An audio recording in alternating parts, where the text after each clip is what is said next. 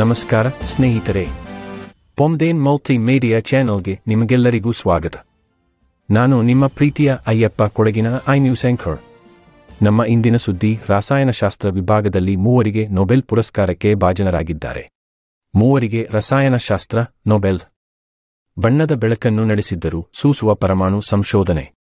Stockholm quantum ಡಾಟ್ಗಳ ಮೇಲಿನ ಸಂಶೋಧನೆಗಾಗಿ ಅಮೆರಿಕದ ಮೂವರು ವಿಜ್ಞಾನಿಗಳು ರಸಾಯನಶಾಸ್ತ್ರ ನೊಬೆಲ್ ಪ್ರಶಸ್ತಿಗೆ ಪಾತ್ರರಾಗಿದ್ದಾರೆ.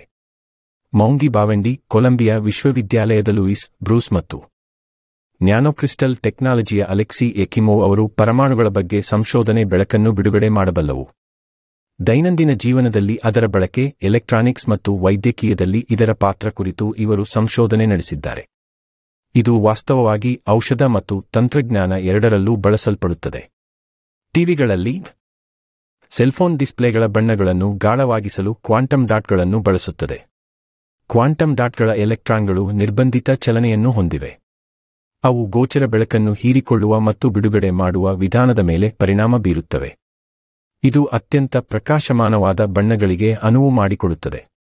ನಾವು ಇದೇ ತರ ಇನ್ನೂ ಒಳ್ಳೆಯ ವಿಷಯವನ್ನು ಕೊಡಲಿಕ್ಕೆ ಪ್ರಯತ್ನ ಪಡುತ್ತೇವೆ. ಎಲ್ಲರೂ ನಮ್ಮ channel subscribe, share, like, comment ಮಾಡಿ ಸಪೋರ್ಟ್ ಮಾಡಿ. ಧನ್ಯವಾದಗಳು.